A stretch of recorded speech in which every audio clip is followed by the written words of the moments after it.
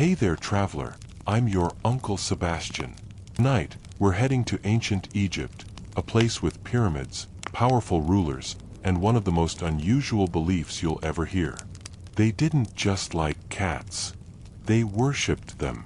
And I don't mean that in a casual, cats are cute way.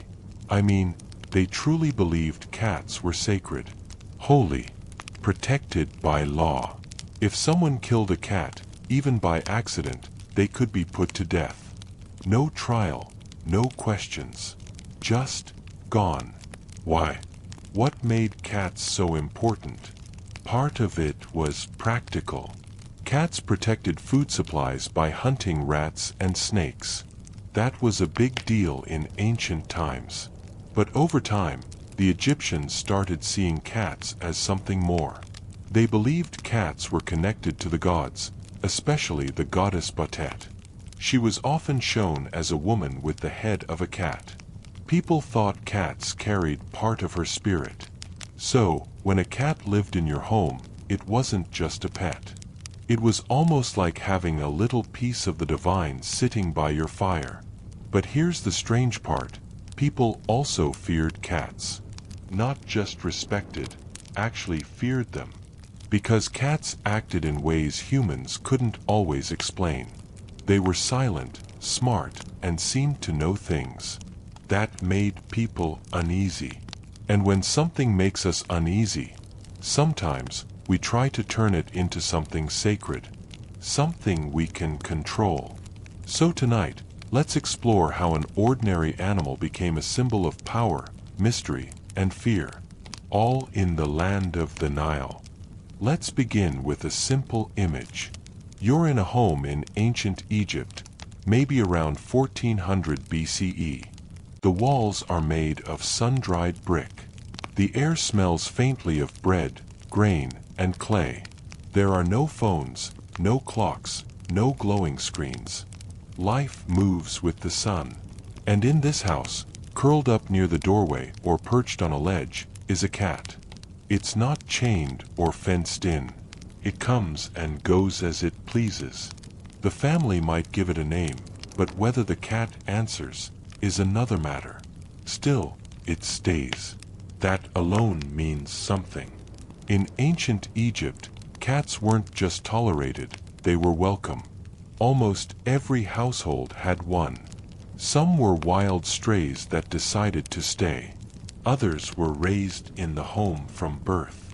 But they were never treated as pets in the way we think of pets today. To Egyptians, cats were house spirits. They had a role to play, a purpose. For one, they were incredibly useful. Egypt's economy depended on grain, wheat, barley, and emmer. These were stored in clay jars and large silos, often inside homes. But rodents were a constant problem. Mice, rats, and snakes could destroy a year's worth of food in weeks.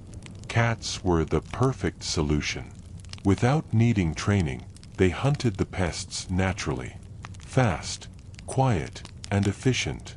A single cat could protect a whole family's harvest. But the relationship went deeper than that. Over time, Egyptians began to notice things about cats. How they moved. How they stared at things unseen. How they could vanish into a corner and reappear silently behind you. How they could show affection one moment, then distance the next. There was something strange about them. Not bad, just different. They didn't obey like dogs. They didn't labor like oxen. They didn't even seem to care about pleasing people. And yet, they stayed. To the Egyptians, this was a sign of something sacred. They believed that cats weren't just animals. They were vessels of divine energy. Not gods themselves, but connected to them. Like spiritual messengers, or small reflections of greater powers. So, when a cat chose to live in your home, it wasn't just lucky. It was a kind of blessing. You might offer it food, fish, scraps, milk. You might leave a space for it to sleep near the hearth. But you didn't try to control it. You respected it. And if that cat had kittens in your house, that was seen as an especially good omen. Some people even believed that Batet, the cat-headed goddess, was watching over that home. Archaeologists have found paintings and carvings of these domestic scenes, women sitting with cats under their chairs, children playing beside them. In one case, a mural in a tomb shows a man with his family, and a striped tabby crouched under the table. It's not the focus of the image, just part of the scene, like a quiet companion. That's what makes it so real, because in daily life, that's what cats were. They weren't majestic beasts or exotic animals. They were there, in the house, by the door, on the ledge, watching, waiting, living alongside people for reasons no one could fully explain. And that mystery, the quietness, the independence, the sense that they chose you, made Egyptians treat them with deep respect. Sometimes, even fear. But we'll get to that soon. In most societies, hurting an animal might get you a fine, maybe jail time. In ancient Egypt, hurting the wrong animal could get you executed, especially if that animal was a cat. The ancient Egyptians took the life of a cat extremely seriously. If a cat died in your home, the entire household would go into mourning. People shaved their eyebrows, not as a symbol of punishment, but as a sign of grief. And they stayed that way until the hair grew back. That's how deep the connection was. But if someone harmed a cat, whether intentionally or by accident, the consequences could be brutal. One of the most famous stories comes from the Greek historian Diodorus Siculus. He visited Egypt in the 1st century BCE, when Egypt was under Roman control, but many of the older traditions were still respected. He wrote about a Roman soldier who accidentally killed a cat. The Egyptian people were outraged. They gathered in the streets and demanded justice. Officials tried to calm them down. Even the pharaoh's own messengers tried to intervene. But it didn't matter. The crowd dragged the soldier out and killed him on the spot.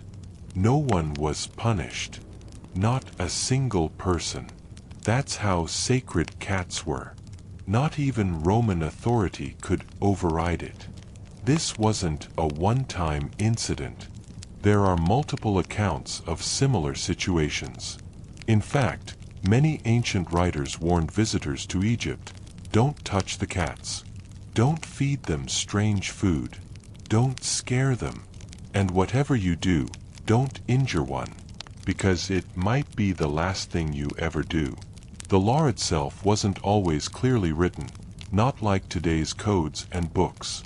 It was more like a deeply held cultural rule, a sacred understanding.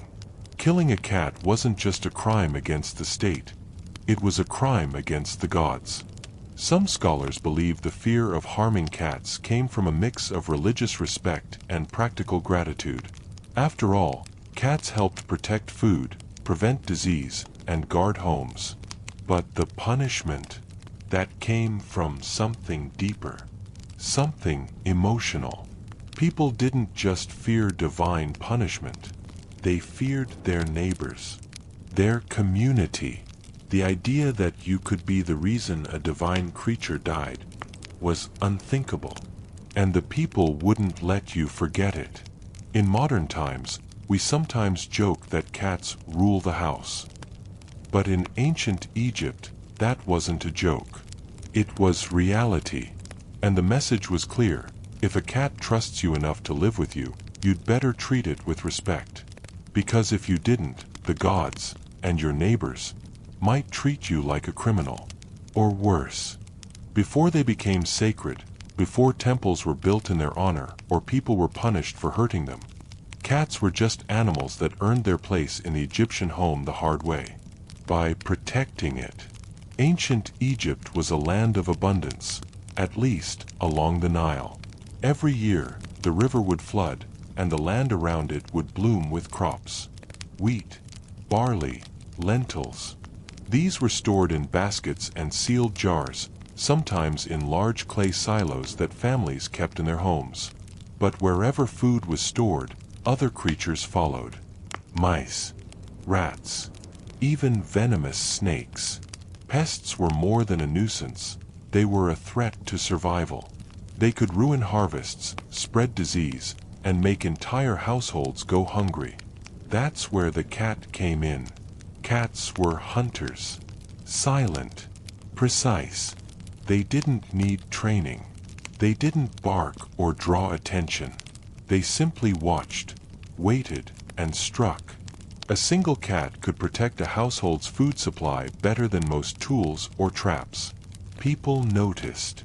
Over time, this role took on deeper meaning. Cats didn't just protect grain, they protected order. In ancient Egyptian belief, the world was always in danger of sliding into chaos. There were two key concepts: Marat, the principle of balance and order, and Isfet, the force of disorder and destruction. Cats, in their quiet way, stood on the side of Maat. By killing rats, they preserved food. By hunting snakes, they protected children.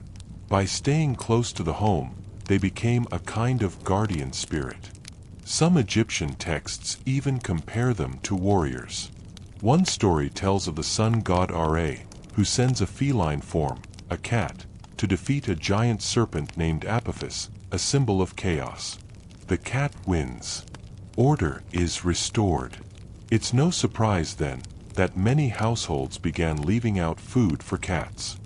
Not to train them, not to bribe them, but to say thank you. So when a cat appeared at your door, you didn't chase it away. You welcomed it, because maybe it had come to protect you. Or maybe it had already been watching you for some time. Either way, you were better off with it nearby. It didn't take long for the Egyptians to do what humans often do when they admire something. They gave it a face, a name, a goddess. Her name was Batet. At first, she wasn't the gentle protector we often picture today. Early on, Batet was fierce. She had the head of a lioness, not a cat. She was a warrior goddess, powerful, dangerous, and often linked to battle. But over time, something shifted. As domestic cats became more common, more loved, more closely tied to home life, Batet changed, too. Her image softened. The lioness head was replaced by that of a domestic cat. Her posture became relaxed. Her role shifted from one of destruction to one of protection. She became the goddess of home, fertility, motherhood, and music. People began to pray to her for peace, not war, for comfort, not conquest. And she wasn't feared anymore. She was adored. Temples were built in her name, most famously in a city called Bubastis, located in the Nile Delta. People would travel from across Egypt to offer gifts, light incense, and take part in her festivals. At Bubastis, thousands of cats lived in and around the temple grounds. They were cared for, fed, and watched over by priests. People brought their cats there to be blessed, or, when they died, to be buried. You didn't go to Bastet's temple just to pray. You went to connect. To show respect to the goddess who, in many ways, lived in your own home, slept at your feet, and watched over your family every night. Batet was more than a symbol. She was personal. For many Egyptians, she was the reason their home felt safe. She was the quiet strength that stood between them and the unknown.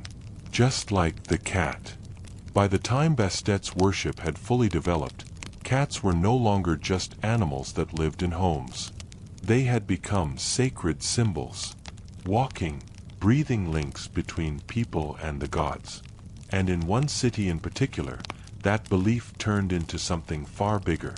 A movement, a ritual, almost a way of life. The city was Bubastis. Located in the northeastern part of the Nile Delta, Bubastis wasn't the biggest or wealthiest city in Egypt.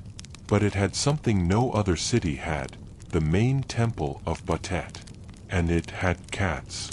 Lots of them. Imagine walking into the city during one of Bastet's festivals.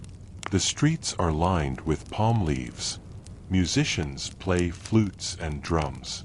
People carry baskets of offerings, food, flowers, even little carved statues of cats. Boats arrive by the dozens, bringing pilgrims from faraway villages. Some bring their cats with them. Others come simply to pray. It's not a somber ritual. It's lively, joyful, and deeply emotional. People laugh, dance, and sing. Children run between the legs of priests. Merchants sell cat-shaped amulets. The entire city seems to glow with purpose. But beneath the celebration, there's something more sacred happening. Many of the visitors are there to see the cats of Batet, the temple cats. These animals live within the temple complex, fed and protected by the priests. They roam freely, lying in the sun, lounging beside sacred pools, or watching from the tops of carved pillars. To touch one is to touch a blessing. Some people come to the temple with their own cats, hoping for a divine connection. They bring them to be blessed. Some even bring the bodies of cats that have passed away, carefully wrapped in linen, prepared for burial in the temple's cat cemetery. This wasn't rare. In fact, it became an entire industry. Archaeologists have discovered thousands, possibly hundreds of thousands, of cat mummies buried near temples dedicated to Batet. These mummies weren't just buried carelessly. Many were wrapped carefully, placed in decorated boxes, even buried with tiny jewelry or painted masks. Families paid priests to have their cats preserved this way. It was seen as an act of love and a way to please Batet herself. And for those who couldn't afford a full mummification, they'd buy a cat figurine or a cat relic from the temple, a symbol of their devotion and a prayer in solid form. Some of these cat statues were tiny and made of clay. Others were expensive, cast in bronze, engraved with hieroglyphs or decorated with gold leaf. Many believed that owning one would bring protection, especially for women, mothers, and children, all things Batet was believed to care for. What started as quiet respect had become something more structured. A system, a cult, in the religious sense, not in the negative modern way, but as a full spiritual framework. It had temples, priests, pilgrimages, offerings, festivals, mass worship, and at the heart of it, a quiet animal that never spoke, never asked for worship, and never changed its nature. The cat simply existed. And somehow, that was enough to earn it divine status. For modern people, it's strange to imagine a religion built around an animal. But the Egyptians didn't see it that way. They didn't believe the cats were gods themselves. Instead, they believed cats carried the essence of divinity. Just like a flame isn't the sun, but still holds its heat. To love a cat was to love something close to the gods, and to lose one felt like something sacred leaving your life. It's easy to look at how much the Egyptians loved cats and assume the feeling was simple. But it wasn't. Yes, they respected cats. They protected them. They buried them with care, built temples in their name, and shaped gods in their image. But they were also a little afraid of them. Not in the way one fears a lion or a crocodile, animals that cause obvious danger. No, this fear was different. It was subtle, quiet, a kind of unease, because cats weren't like other animals. Think about it. Cats don't bark to warn you. They don't obey commands. They don't rely on humans to survive. In fact, they often seem completely indifferent to us. They stare into corners when there's nothing there. They vanish and reappear silently. They sit in doorways and watch without blinking. They bring back dead animals and drop them at your feet, not out of violence, but as a gift. It's no wonder that many cultures, not just Egypt, associated cats with mystery, the unknown, even the supernatural. But the Egyptians were among the first to try to explain this mystery not through fear alone, but through worship. In their worldview, the line between the physical and the spiritual was thin. Gods were everywhere, in the sky, the rivers, the desert, the animals. And the things that couldn't be explained, they weren't ignored. They were given meaning. So when a cat stared at a wall for 5 minutes without moving, maybe it wasn't just odd behavior.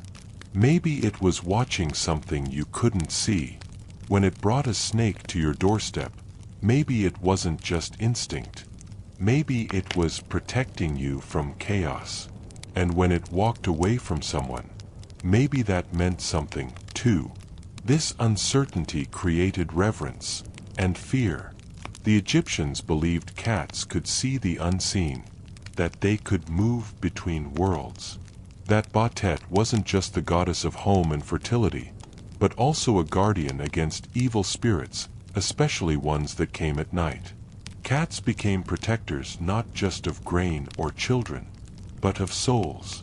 There were even beliefs that cats would sit near the dying, not to harm, but to guide, to keep watch over the threshold between life and death.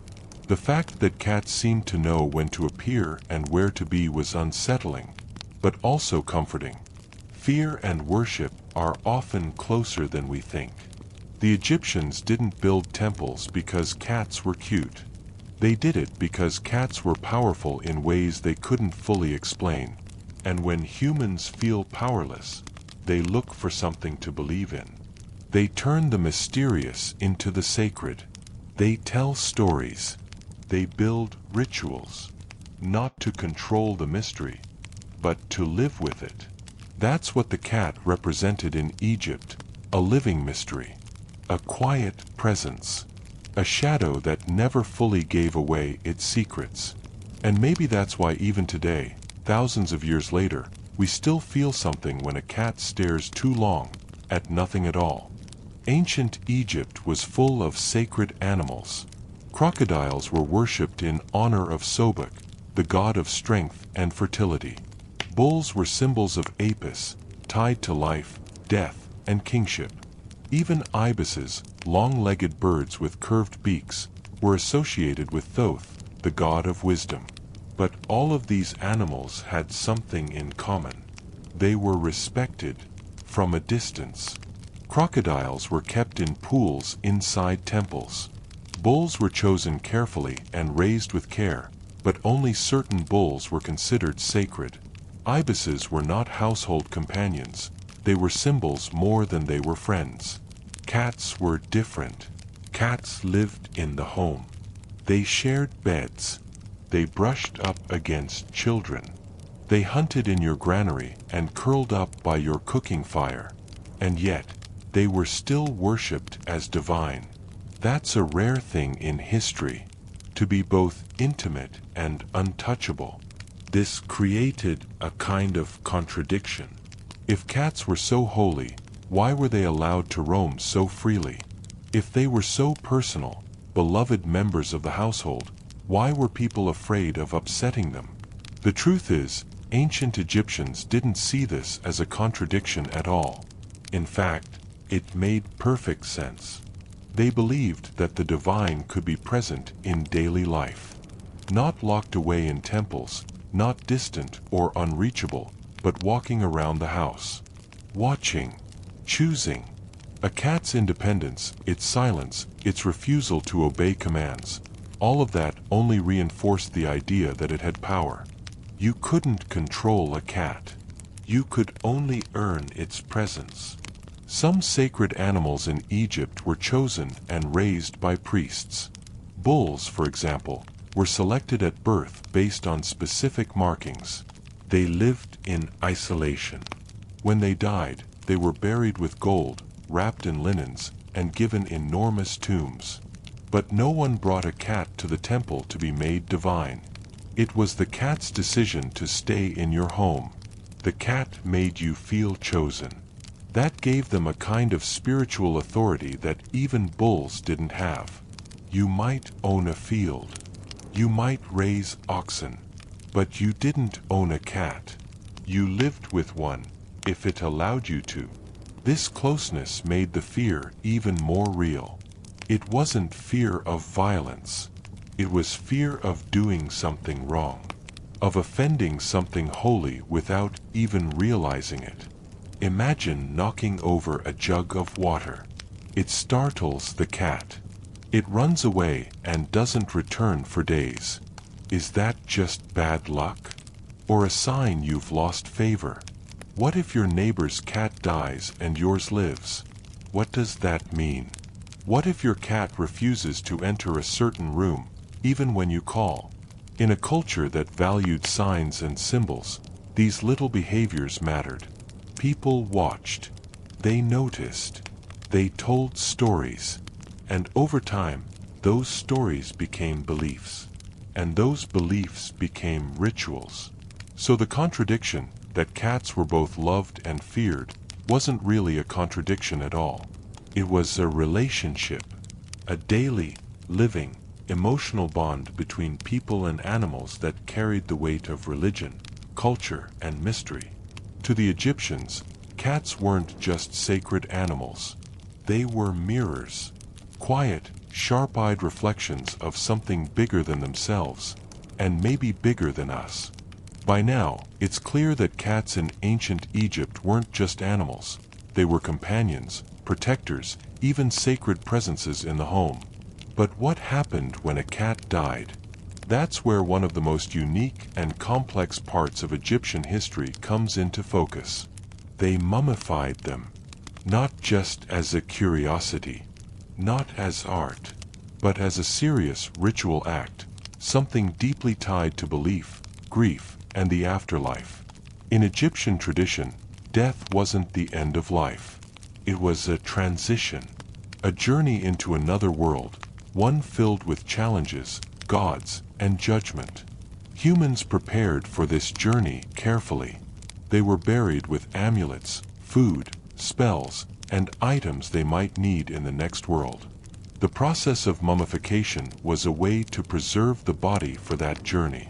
The more care taken, the better your chances at a peaceful afterlife. And for cats, the rules weren't so different. If a cat had lived with you, had watched over your house, had carried the spirit of Batet, you didn't just discard its body when it died. You honored it. The process started with the priests, specialized embalmers, some working directly in temples like Bubastis or Saqqara, would take the cat's body and begin the careful process of preservation. The cat would be washed, dried, and wrapped in layers of linen. Sometimes, its limbs were posed neatly, like it was sleeping. In many cases, the head was wrapped separately, and the wrappings were painted or embroidered with markings that resembled a cat's face: eyes, whiskers, ears. For wealthier families, the wrapping might include decorative beads or tiny amulets tied around the cat's neck. Some cat mummies were placed in wooden or bronze sarcophagi shaped like cats, ears pointed, eyes wide. Others were buried in baskets, ceramic jars, or stone niches. And this wasn't rare. Archaeologists have found entire cemeteries dedicated to mummified cats. In Saqqara, just south of modern Cairo, a massive underground cache of animal mummies was discovered, including hundreds of thousands of cats. Some were neatly wrapped and carefully buried.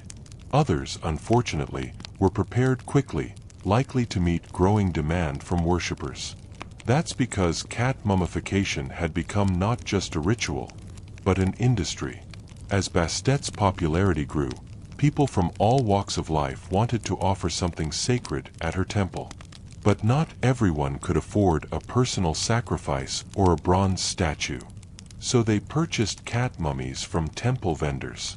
These mummies were then buried at the temple or offered directly to the goddess, like a written prayer, sealed inside linen and bone. The more people believed, the more they bought. And over time, This demand led to mass breeding and mummification of cats. Some temples even raised cats specifically for this purpose. To modernize, that can feel strange, even cruel. But to the Egyptians, it was an act of devotion. The cats weren't seen as merchandise. They were spiritual vessels, offerings that could carry a person's hopes, fears, or gratitude directly to the goddess. Some of the earliest excavations of these cemeteries in the 1800s were careless. Victorians treated them as curiosities. In one of the most tragic examples, thousands of mummified cats were ground into fertilizer and sold to European farmers. But today, these sites are studied with care. We know now that behind every wrapped body was a story. Of a family, of a temple, of a person who believed they were doing something sacred. And maybe, in their own way, they were. To the Egyptians, death wasn't the end of the bond between human and cat. It was just the next phase.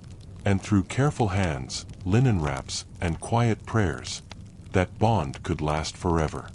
When we think of ancient Egyptian art, we often picture the same things: towering statues of pharaohs, rows of hieroglyphs carved in stone, and paintings of gods with animal heads in rigid, formal poses. But if you look closely, you'll find cats. Not just in temples or tombs, but in the margins, in quiet corners, watching from under chairs, lounging by children, sitting beneath tables while families eat dinner. These weren't just symbols of power or religion. These were moments from real life. Moments people wanted to remember. In the tomb of a nobleman named Nebaman, a fresco shows a family enjoying a banquet. Guests sit on the floor, music plays, and servants bring food. But in the lower part of the painting, barely noticeable, is a small striped cat, crouched beneath a chair, watching the feast. It's not worshipped. It's not labeled. It's just there. Included, without comment, because that's how normal cats had become in daily Egyptian life. In another scene from a different tomb, a man is shown hunting birds in a marsh. He's in a small boat, throwing a stick into the reeds. At his side, balancing nimbly on the edge of the boat, is a domestic cat, ears up, tail poised, ready to pounce. It's a beautiful image, but it's also telling. Because even in the afterlife, even in a carefully painted scene of eternal paradise, this man wanted his cat with him. Cats weren't just part of Egyptian art. They showed up in their writing, too, especially in letters, wisdom texts, and proverbs. Some scrolls talk about cats metaphorically, comparing people to cats when describing cleverness, silence, or unpredictability. Others reference cats more literally.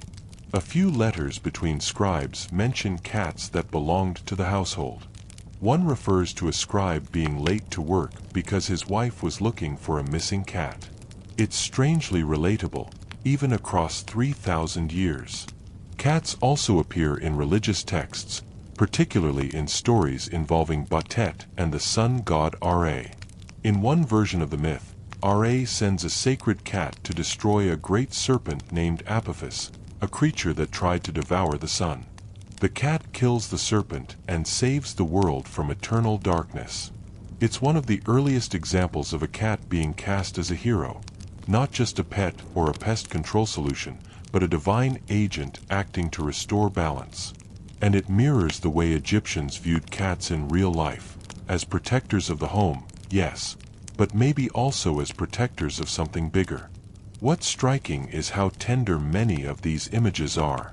Even when cats are part of religious scenes or funerary art, they're shown not as distant or stylized symbols, but as natural parts of the household.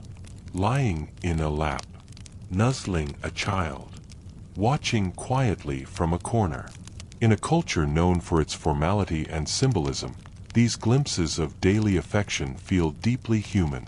They remind us that even in a world of gods and kings, people still loved their animals, and they wanted to remember them For over 1,000 years, cats held a place of honor in Egypt. They were worshipped, protected by law, buried with ritual, and painted into the corners of everyday life. But even the most sacred beliefs can fade. And in time, they did. The decline of cat worship wasn't sudden. It didn't happen in a single moment or under one ruler. It was slow, like the Nile shrinking in a dry season, shaped by foreign powers, shifting faith, and a changing view of what it meant to be divine. It started when Egypt lost control of itself. Beginning in the 7th century BCE, the country was conquered again and again. First by the Assyrians, then by the Persians, later by the Greeks under Alexander the Great, and eventually by the Romans.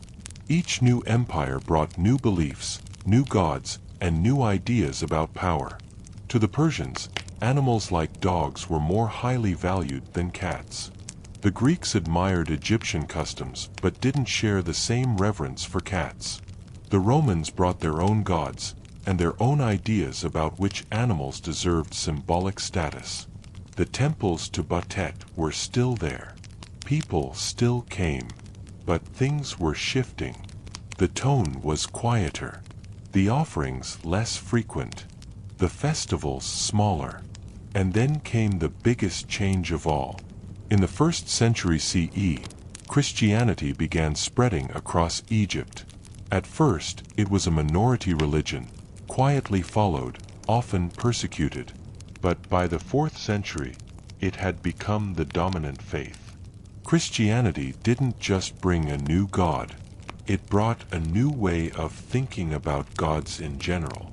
The Christian worldview saw the old Egyptian gods as false idols, dangerous remnants of a pagan past. And with that judgment came destruction. Temples were abandoned. Shrines were pulled down. Rituals, like animal mummification, were outlawed. Priests were dismissed or converted. The vast animal cemeteries were left to decay in the desert. The cult of Batet was over. Cats, of course, didn't vanish. They still roamed the streets and slept on windowsills. People still kept them in homes. They were too useful to ignore. But the sacred meaning was gone. They were no longer messengers of the divine. No longer guides or protectors of the soul. They had become ordinary. Still, traces remained. In rural villages, old customs lingered. Some people continued to speak of cats with respect. Others whispered superstitions, warnings not to harm them, not to anger them, not to look too long into their eyes. And in the art, in the ruins, in the desert tombs, the cats waited, wrapped in linen, painted in ochre, sleeping in silence beneath the sands. They were still there, not as gods, perhaps, but as memories. Just because a belief fades from official religion doesn't mean it disappears. Sometimes it just changes shape. After the rise of Christianity in Egypt, the temples were closed, the priests dismissed, and the statues of Batet fell silent. But the cat, the living, breathing animal that had once been touched by gods, didn't vanish.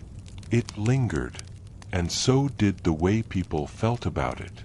In rural parts of Egypt, especially outside major cities, folk beliefs continued for centuries. People might not have said the name Batet aloud anymore, but they still treated cats with quiet respect. Some families believed that cats could ward off evil spirits, not through divine magic, but through instinct. If a cat refused to enter a room, that meant something. If it stared at an empty wall too long, or if it suddenly ran from the house, it was a sign. Not a holy one, necessarily, but still a sign. Superstition doesn't need temples to survive. It only needs memory. Even in Coptic Christian traditions, the branch of Christianity that took hold in Egypt, cats retained a strange sort of status. They were never part of official doctrine, of course. but they were often mentioned in passing, especially in stories about saints. In some versions of old Coptic folktales, cats protect children while they sleep. In others, they guard food from snakes or remind the faithful to stay humble. These weren't formal teachings, just stories passed down, generation to generation. Fragments of an older world. And even outside Egypt, the echoes continued. In Islam, which spread through Egypt starting in the 7th century CE, cats were respected animals. The Prophet Muhammad was said to love cats. One of the most famous stories involves him cutting off his sleeve so as not to disturb a cat sleeping on it. While Islamic teachings don't trace back to Batet or Egyptian beliefs, they helped preserve the idea that cats were clean, worthy of kindness, and close to humans in a special way. So even as religions changed and empires rose and fell, the cat remained protected. Maybe not as a goddess anymore, but as something more than ordinary. And really, even today, cats still carry that air of mystery. We live in a world of science and certainty, of schedules and explanations. But when a cat pauses in a doorway and stares into the dark, when it disappears for hours and returns without a sound, when it chooses to sit beside you without being asked, something in us still remembers, still wonders. And maybe that's the legacy the Egyptians left behind. Not just temples or tombs, but a feeling. A quiet belief that some creatures walk between worlds. That some companions come not to serve or obey, but simply to remind us that not everything needs to be understood. Some things are meant to be lived with, watched, respected, and maybe even loved. Egypt may have built temples for cats, but they weren't the only ancient people who noticed these quiet creatures. The cat, after all, is a traveler. It walked its way across empires, down trade routes, over oceans, and into other hearts. But not every culture saw cats the same way the Egyptians did. Let's take a brief look at what the rest of the ancient world thought of them. In Mesopotamia, long before Egypt rose to power, the Sumerians and Babylonians had already built complex cities and religious systems. Cats lived there too, but they weren't worshipped. Instead, they were valued practically. Much like in early Egypt, they were used to protect grain stores and homes from vermin. They were mentioned in tablets and trade documents, but rarely as sacred beings. There was no goddess of cats in Mesopotamia, but they were respected, especially in homes of merchants and scribes, where scrolls and food needed to be protected. They were appreciated, but not spiritual. In ancient Greece, the Greeks were fascinated by Egypt and even adopted some of its ideas. But their view of cats was complicated. They admired the animal's grace and independence. But it was far less important in Greek religion or daily life. Greeks had other animals they elevated: owls for wisdom, snakes for healing, bulls for strength. Cats. They were considered useful, but somewhat exotic. When Greeks came into contact with Egyptian culture, especially during the Ptolemaic period, they took home some of the beliefs, and cats became more common in Greek households. But worship, that never quite crossed over. In ancient Rome, Romans were more dog people. They prized loyalty, service, and discipline. Dogs fit that mold. Cats, on the other hand, were admired for their hunting skill, especially in rural areas, but rarely loved in the same emotional way. In Roman art and writing, cats do appear, but not often. They were considered clever, maybe even sly, occasionally tied to witches or magic, even in early folklore. Still, as Rome expanded and absorbed Egyptian territories, cats became more popular, especially among the upper classes. But once again, they were pets, not protectors of the soul. In China and India, meanwhile, on the other side of the world, cats had begun appearing in ancient Chinese and Indian households, 2. Mostly via trade from Persia and Egypt. In early China, cats were respected as guardians of food and books. There are poems from the Tang dynasty, written centuries later, praising cats for protecting Buddhist scriptures from rats. India had a more complex view. In some stories, cats appear as mischievous or mysterious figures. In others, they're simply companions. Hindu mythology has stories where cats appear briefly, but rarely as central figures.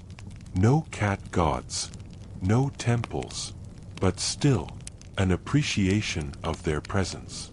So why Egypt? Why was Egypt the only civilization to elevate cats to such divine heights? It may come down to worldview. Egyptians saw the universe as a delicate balance between chaos and order. Every action mattered. Every being had a purpose. And in that worldview, the cat, silent, effective, mysterious, fit perfectly into the spiritual order. Other cultures saw cats as useful. Only Egypt saw them as holy. And yet, across all these regions, one thing is constant. Wherever humans lived, the cat eventually arrived. Not by force, not through training, but on quiet paws, slipping into homes and stories, until it became part of the world's imagination. That's something Egypt may have started, but the rest of the world, in time, followed. Let's step away from tombs and temples for a moment. Let's look at the human mind. Because sometimes, to understand why people worship something, we have to stop looking at what the thing was, and start looking at what it meant to them. That's especially true for animals like cats. Cats are strange. Even today, with all we know, with science, with behavioral studies, with pet cams and veterinary training, cats still confuse us. They ignore us, then follow us from room to room. They vanish for hours, then demand attention at 3 a.m. They show affection, but on their own terms. They understand boundaries and break them anyway. This behavior didn't begin with modern breeds or indoor furniture. Ancient Egyptians saw the same things. And in a world without behavioral psychology or modern training tools, those behaviors felt otherworldly. People tend to fear or worship what they don't fully understand. And cats, even after thousands of years living alongside humans, have never been fully understood. This is where psychology comes in. Projection.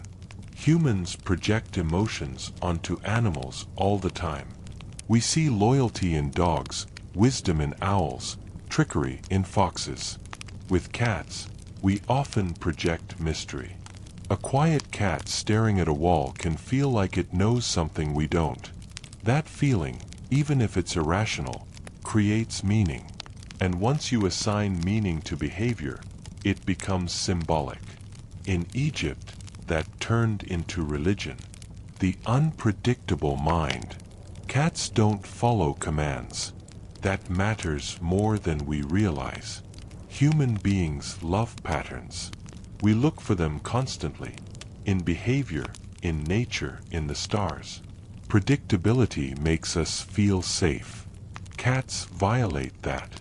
They do things we don't expect. They change moods without warning. They react to sounds we don't hear. They disappear and return without explanation. In the ancient world, this made them seem like liminal creatures, beings that move between boundaries, between house and wild, between living and spirit, between chaos and calm. In psychology, we call this the uncanny, when something is familiar, but not fully understandable. That tension creates both fascination and unease. Control versus trust. A dog can be trained. You can teach it to sit, stay, protect, and fetch. But a cat? A cat chooses. This may seem like a small difference, but psychologically, it's huge. In Egypt, this quality was interpreted not as stubbornness, but as a sign of divine will. The cat doesn't serve. The cat decides. And if it chooses to be near you, that must mean you've earned something. In religious terms, that sounds a lot like grace. Mirror of the soul. There's one more theory.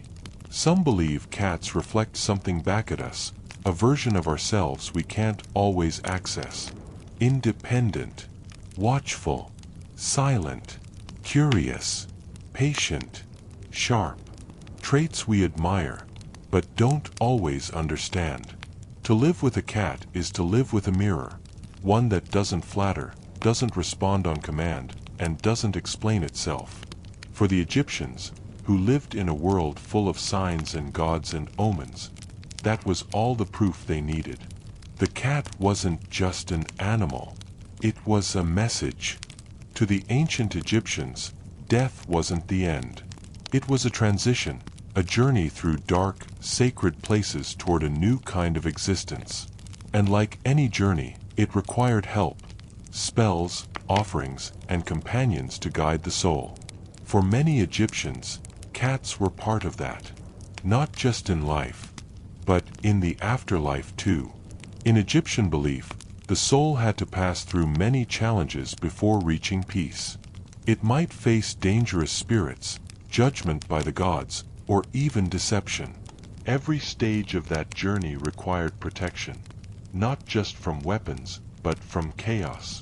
And in Egypt, cats had long been seen as protectors of order. One of the most important myths about the afterlife involved the sun god Ra and the serpent Apophis.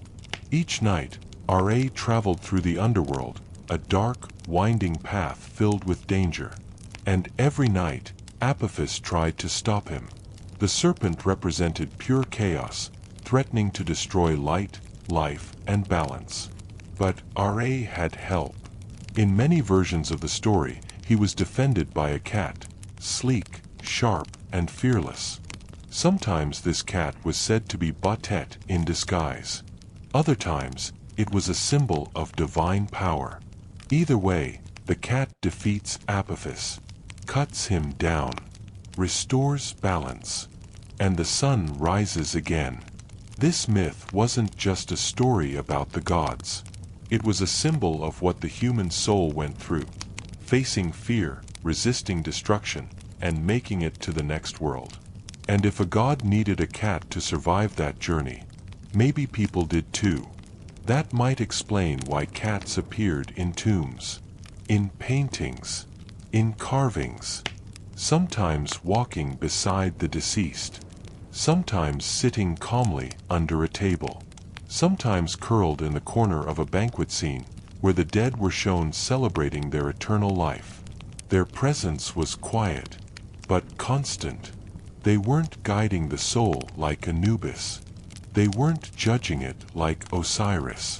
But they were there, as protectors, reminders of order, and symbols of what the soul was fighting for. In some cases, people were even buried with their cats. A cat that had lived with a family might be mummified and placed beside its owner in the tomb, not as a possession, but as a companion, a soul for the journey, a familiar face in the dark. For ordinary people, including a cat in the afterlife might have been about more than myth. It might have been about comfort, about bringing something from the warmth of home into the cold mystery of death.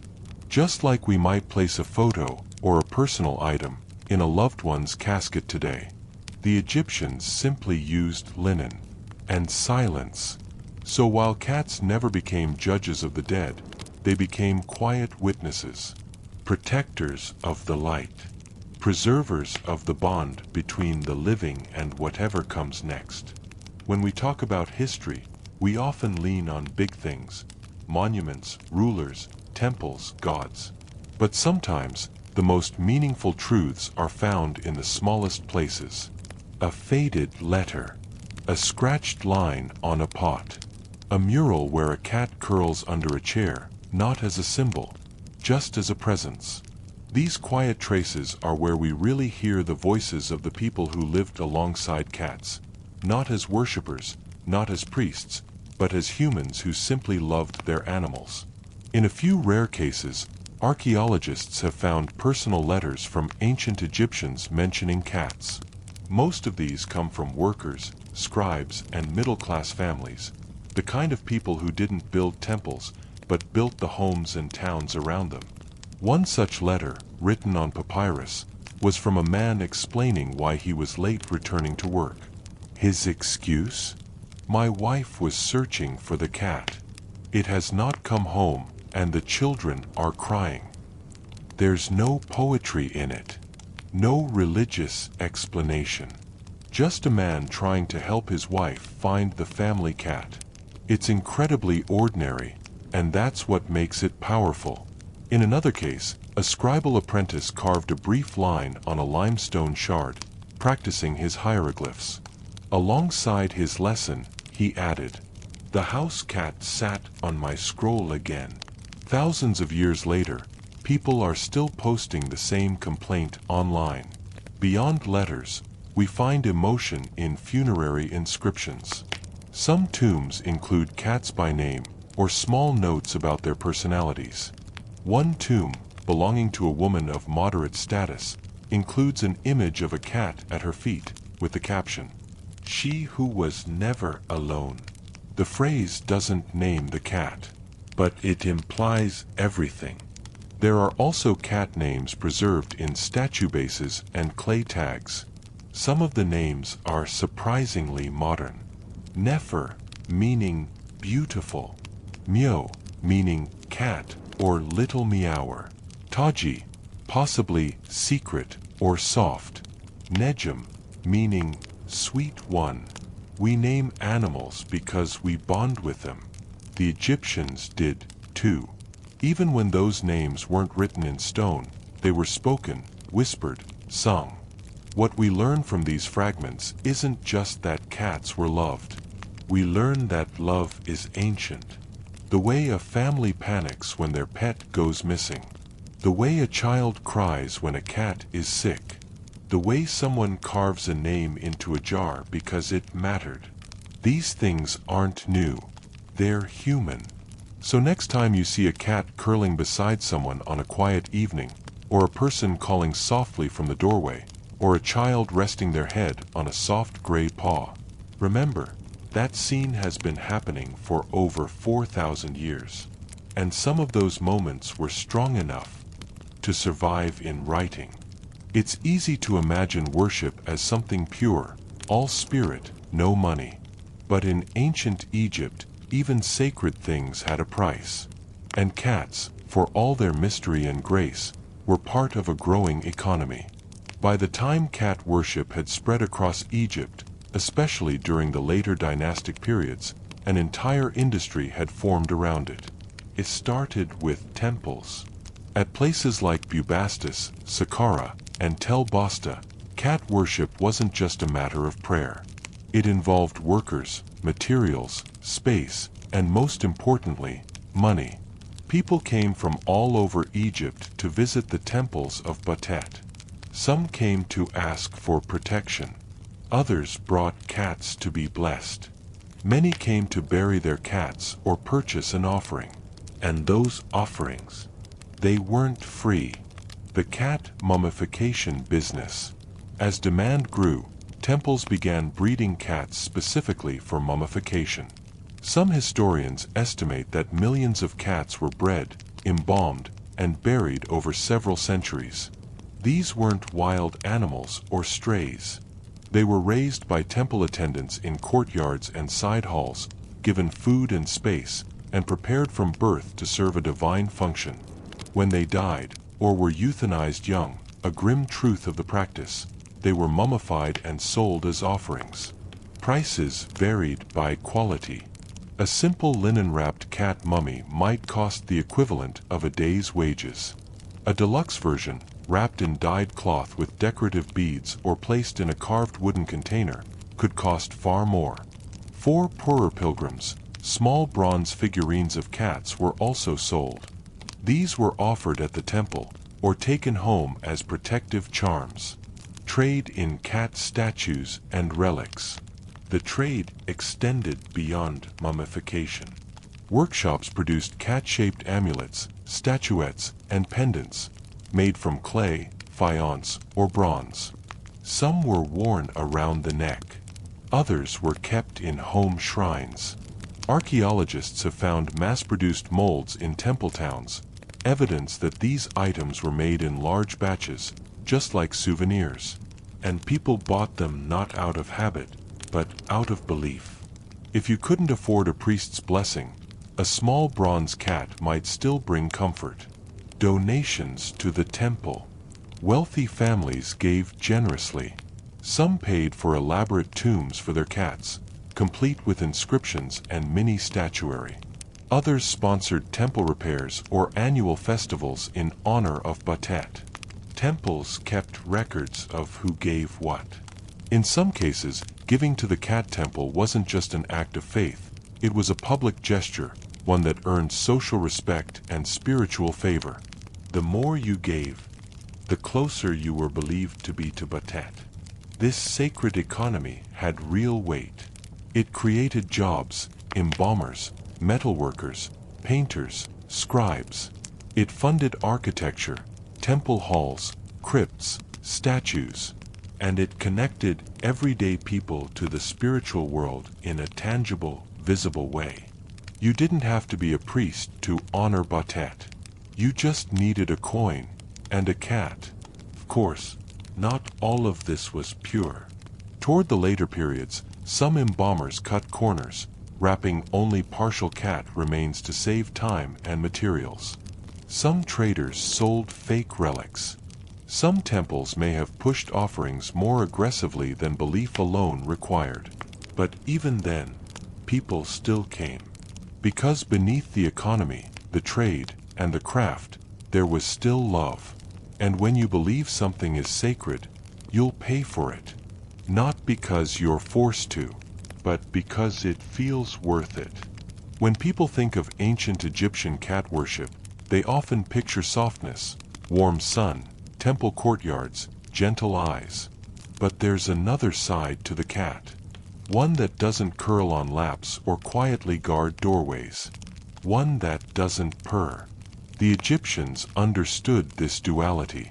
They didn't just see the cat as comforting. They saw it as dangerous, sharp, and powerful. And nowhere is that contrast clearer than in the relationship between two goddesses, Batet and Sekhmet. Batet was the guardian of the home. She brought joy, protection, and fertility. People prayed to her for safe births and peaceful families. Her festivals were filled with music, perfume, and offerings. But her sister, or in some myths, her other half, was different. Sekhmet was a lioness. Where Batet represented domestic grace, Sekhmet embodied divine fury. She was the goddess of war, vengeance, and plague. Her breath was said to create the desert wind. Her anger could bring illness or death. In stories, even the other gods feared her. They were two faces of the same spirit. Feline, yes, but entirely different. In one myth, Sekhmet is sent by Ra to punish humanity for turning against the gods. She descends to earth and begins a massacre. Her rage grows. She becomes unstoppable. Eventually, Ra regrets his decision. He orders the other gods to trick her. They pour red beer on the ground, hoping she'll mistake it for blood. She drinks it, falls asleep, and when she wakes, she's no longer Sekhmet. She's Batet. The fury has passed. The bloodlust has calmed. What's left is grace. This story isn't just about war and peace. It's about the cat itself. The Egyptians knew that a cat could be a gentle presence and a silent killer. They saw the transformation happen daily. One moment, a cat sleeps by the fire. The next, it leaps, fast, precise, deadly, to catch a mouse in motion. Then it returns to the same spot. Calm again, unbothered. This was the balance they saw in the divine. And it shaped the way they treated cats in daily life. with love and caution. Even Batet wasn't always soft. Though she's remembered today as nurturing, she had her fierce side. Some depictions show her holding a sistrum in one hand, a musical instrument, and a dagger in the other. A goddess who could bless your home, or protect it by force if needed. That's the feline nature. Quiet, strong, unpredictable. You could never be entirely sure which side you'd see. This balance of opposites wasn't a flaw. To the Egyptians, it was divine design. They didn't want their gods to be simple. They wanted them to be real, capable of joy and rage, creation and destruction. That's why the cat fits so well. It wasn't only loved because it was cute. It was respected because it reminded people of something deeper. That comfort can contain danger. That peace must be defended. And that sometimes the sharpest claws are hidden in the quietest places. In ancient Egypt, religion wasn't always a solemn affair. It wasn't always quiet prayers, incense smoke, or whispered offerings in dark temples. Sometimes it was loud, colorful, joyful. Sometimes worship looked like a celebration. And when it came to Batet, the cat-headed goddess of protection, music, and home, the celebrations were among the biggest in the country. They were called the festivals of Batet. And they were unlike anything else in Egypt. Most of these festivals took place in Bubastis, Bastet's sacred city in the Nile Delta. According to Herodotus, the Greek historian who visited Egypt in the 5th century BCE, the gatherings drew hundreds of thousands of people. He called them the most popular festivals in Egypt, more joyful than any other celebration he had seen. People came from all over the country. They arrived by boat, floating down the Nile in long convoys. As they traveled, they sang. They clapped. They danced. They played flutes and drums. They cheered to strangers passing in the opposite direction. The journey itself became part of the ritual. By the time they reached Bubastis, the energy was electric. The city was transformed. Vendors set up stalls. Priests prepared offerings. Pilgrims lined up at the temple to give thanks to Batet, to ask for protection, fertility, safe childbirth, or peace at home. Others simply came to join the celebration. There was music in the streets. Women danced in groups. Men drank wine and told stories. People painted their faces, braided ribbons into their hair, and tied small bronze cat charms around their necks. It wasn't chaos. It was joy. A controlled release of energy, the kind that comes when people gather not just to pray, but to feel alive together. In the center of it all stood the temple of Batet. Cats lived inside the complex, real ones, fed and cared for by temple staff. Visitors brought offerings, placed garlands on statues, and sometimes adopted a temple cat to bring home, believing it to carry a piece of Bastet's spirit. Some came to bury a cat they had loved. Others came to offer a new one to the temple. Whatever the reason, they came. And they left full, not just of food or wine, but of a sense of connection. To the goddess. To each other. To the cats that, in silence, watched it all. There's something beautiful in that image. A celebration that isn't about power or fear, but about gratitude. A sacred holiday that smells like grilled bread, sounds like laughter, and ends with a cat curled in someone's lap, purring softly while the fire dies down. That was Bastet's world. And the Egyptians returned to it, year after year. Not all legacies are honored. Some are twisted. Some are forgotten. And some are turned inside out. That's what happened to the cat.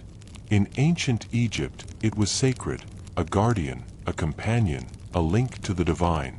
But after Egypt fell, and new religions and empires rose, the cat's reputation changed. And in some parts of the world, it changed for the worse.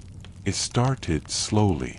As Christianity spread across Europe and the Middle East, many older symbols, gods, animals, rituals, were reinterpreted. Pagan temples were destroyed or repurposed. Old deities were cast as demons or myths. Sacred animals became associated with danger or superstition. Cats, once seen as vessels of protection and balance, became subjects of suspicion.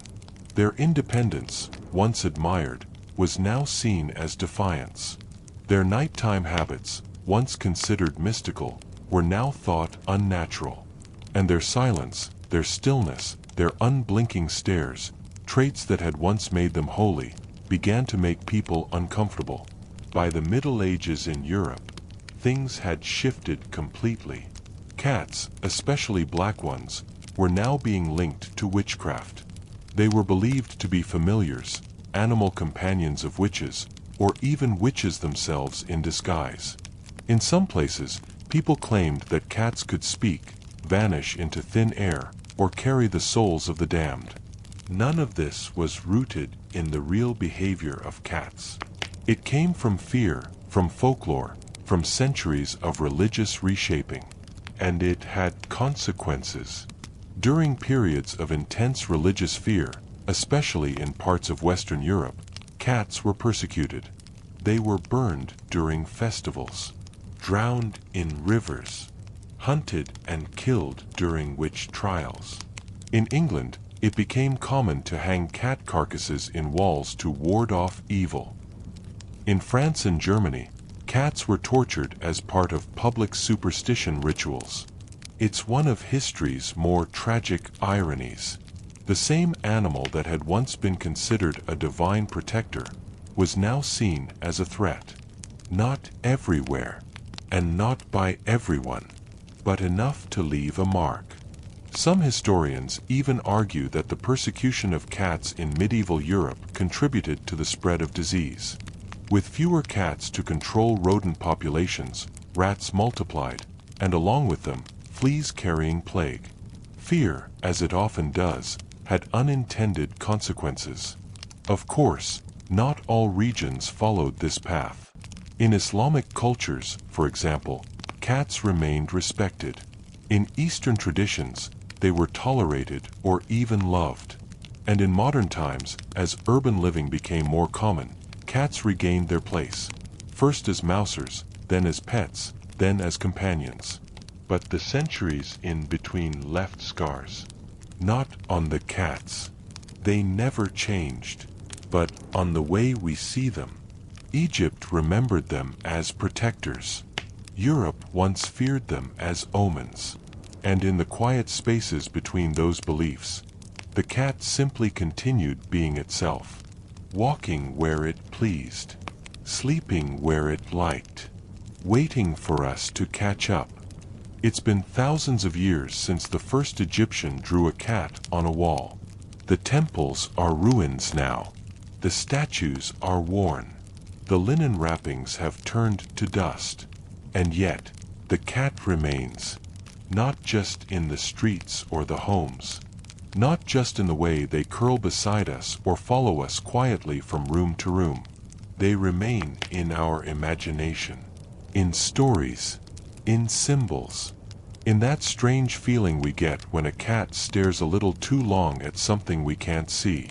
The world has changed in every way imaginable. We've sent machines to the moon. We carry supercomputers in our pockets. We can explain behavior down to brain chemistry and evolutionary design. And still, when a cat pauses at the foot of the bed, or sits in the window for hours without moving, or blinks slowly at us, like it knows something we don't, we stop, and we wonder, just like the Egyptians did. Maybe it's because the cat has never really changed. It still walks with quiet grace. It still moves between wild and domestic, between affectionate and aloof. It still chooses where to sleep, and who to sit beside. And we still respond, not with control, not with obedience, but with invitation. That's the secret. We don't own cats. They let us come close. They don't protect with force, but with presence. They don't explain, and they never ask to be explained. They just are. The Egyptians understood that. They gave it names, temples, rituals, gods. They turned mystery into worship. And even after those beliefs faded, the feeling stayed. Today, when people post videos of cats blinking at the camera or sleeping in impossible positions, they're not just sharing content. They're sharing something older. Something about wonder, and peace, and quiet strangeness. Cats don't speak. They don't answer questions. But somehow, they stay with us. In the rooms, in the corners, and in the stories we tell about them. Even now, especially now,